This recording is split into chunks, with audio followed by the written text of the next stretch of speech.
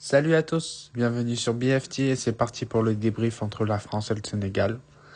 Par où commencer? Alors, est-ce que je dois commencer par la première mi-temps catastrophique, cataclysmique de l'équipe de France? Parce que le Sénégal, il fait son match. En vrai, le Sénégal, ils savent que on joue bas, on est concentré, on est sérieux, on laisse pas d'espace. Ils savent que ça va mettre en difficulté l'équipe de France.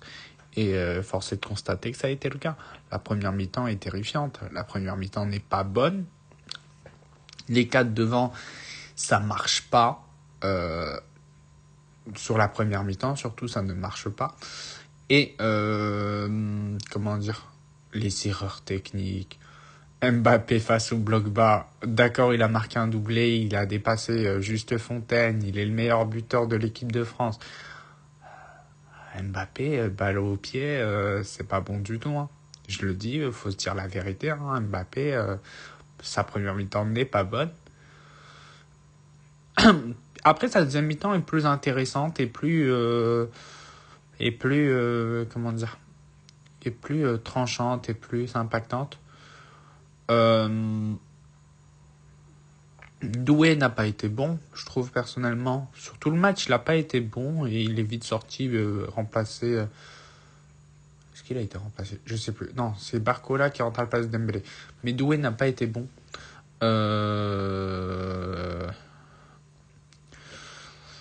Barcola, il a été juste. Il est arrivé, hop, première action, petite accélération, c'est contré. Deuxième, il est efficace tout de suite. Donc, ce qui permet de tout de suite mettre un but, d'avoir 2 buts d'avance. Olysée. Est-ce qu'on en parle d'Olysée ou pas? La passe décisive qu'il met sur Kylian pour le premier but. Waouh, il est trop fort ce joueur, c'est n'importe quoi aussi. Olysée, t'es au Bayern Munich. Diomandé, le Bayern, faut qu'il le recrute.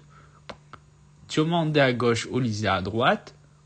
Diomandé, il peut même remplacer Olysée à droite parce qu'il est capable de jouer sur ses deux côtés. Bref, on va pas parler de Diomandé. Mais bref. Mais non, Olysée, il est trop fort. Passe décisive pour Kylian. Par contre, les latéraux, c'est inquiétant. Moi, je le dis, je le répète, Théo Hernandez ne devrait même pas être pro. Il est mauvais joueur. Il a été surcoté parce qu'il a été bon offensivement pendant une petite période à Milan, mais il n'est pas bon. Défensivement, il se fait fumer tout le temps, tous les jours. La preuve, Mbaye, il le met par terre. Il met un banger derrière. Et c'est Mbaye. C'est pas Yamal en face. Avec tout le respect que j'ai pour Mbaye. Mais voilà, Théo n'est pas bon. Et même offensivement, il apporte moins qu'avant. Donc quand défensivement, t'es nul et qu'offensivement, tu n'apportes plus grand-chose, comment tu veux servir à quelque chose sur le terrain? En fait, là, avant, on mettait Théo Hernandez titulaire à gauche parce qu'on avait besoin de pouvoir offensif, même si on n'en manquait pas. Mais là, maintenant, quand t'as Mbappé, Olysée devant, Dembélé, Cherki, Doué, Barcola, t'as pas besoin de pouvoir offensif, t'as besoin de sécurité défensive. Donc, je ne comprends pas pourquoi Théo Hernandez est encore titulaire en équipe de France en 2026. C'est une vraie question que je me pose. Et c'est très très sérieux. Au-delà de son match ce soir, c'est un joueur qui n'est pas bon, qui a plus le niveau. Avant, il avait de l'impact offensif, donc ça cachait un peu ses défaillances défensives. Actuellement, c'est plus le cas. Donc, comment ça se passe? On le laisse sur le terrain? Koundé, cette saison, c'est terrifiant. Hein, que ce soit au Barça, c'est nul. La première mi-temps, là, elle est dégueulasse de Koundé. Elle est ignoble. Alors, le match du milieu de terrain, personnellement, moi, j'ai bien aimé. Tchouaméni, Rabiot, moi, je les ai trouvés plutôt complémentaires. Rabiot apportait un petit peu offensivement, et Tchouaméni toujours dans son rôle de récupérateur, je gagne des duels, je récupère des ballons. Ça reste quand même une valeur sûre que Tchouaméni, quoi qu'on dise. Hein. Avec le ballon, c'est pas fou, il joue rarement vers l'avant, il prend pas beaucoup de risques, mais ça reste vraiment une valeur sûre, Tchouaméni au milieu de terrain. Moi, J'aime beaucoup personnellement et je trouve que cette saison au Real Madrid, il a été très très fort. Rabiot aussi, il a été bon, comme je disais, il a porté un peu offensivement. C'est lui à la passe décisive pour Barcola, donc voilà. Et voilà. La défense centrale, en vrai, Upamecano était très fort. Saliba un peu plus discret, mais il n'a pas fait d'erreur notable de ce que je me souviens. Voilà. Euh, c'est tout. Je crois que j'ai fait le tour. Ah oui, côté sénégalais. En fait, côté sénégalais, En fait, ils ont joué avec leurs armes. Au début, ils ont joué vraiment... Ils ont bien joué le coup en première mi-temps, que ce soit le bloc. Tout de suite, ça part en contre. Dommage que Sarr loupe une dinguerie. À un moment, je crois qu'il est hors jeu quand il met son but. Euh, Jackson aussi, il a loupé pas mal.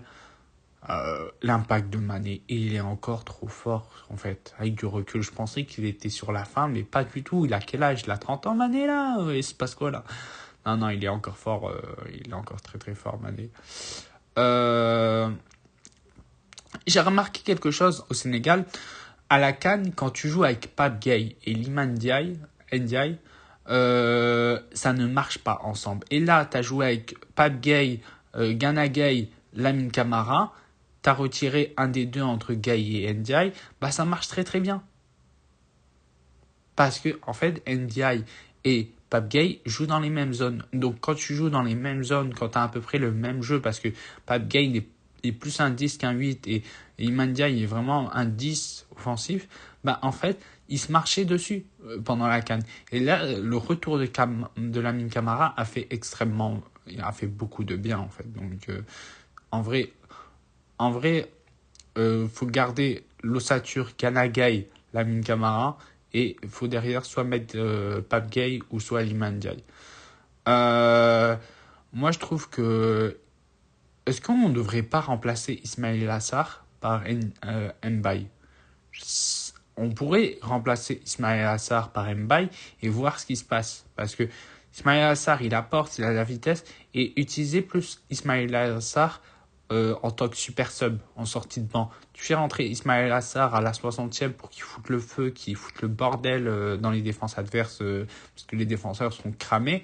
Bah, pourquoi faut faire ça comme ça, je pense. C'est le meilleur truc. Nicolas Jackson a été bon, il marque un super but, dommage qu'il ait été hors jeu, dommage. Mais voilà. Mais Nicolas Jackson a été plutôt bon.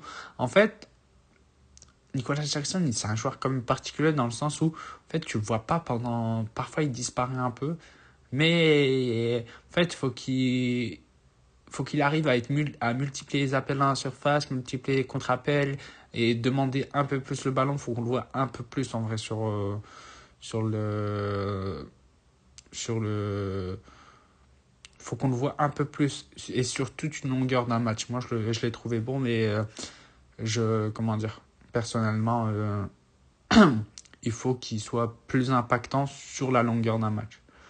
Malgré qu'il marque pas de but, euh, faut que vraiment il se fasse remarquer. Plus que ça. La défense, Koulibaly, Diakité, elle a été très sérieuse. Diatta à droite, Crépin, Diatta. Il est fort. C'est pas un latéral droit de base, mais sa reconversion, elle est vraiment bien faite. Elle est incroyable. Voilà. Défaite 3-1 du Sénégal, moi je la trouve personnellement cruelle dans le sens où la première mi-temps de la France, elle est horrible, donc en vrai le Sénégal méritait de marquer. Après, ils ont plus joué la sécurité que le full offensif, le Sénégal, donc que ça finisse à 0-0, oui, mais tu vois, ils auraient pu marquer 1-0, un but comme ça. Après, ils ont voulu... je trouve que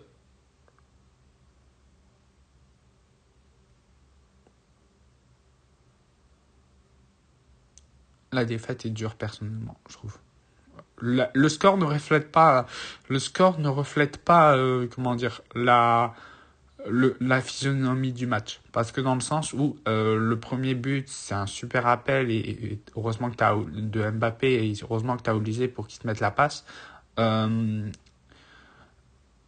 Le deuxième but, c'est une super passe de Rabiot et Barcola a la lucidité.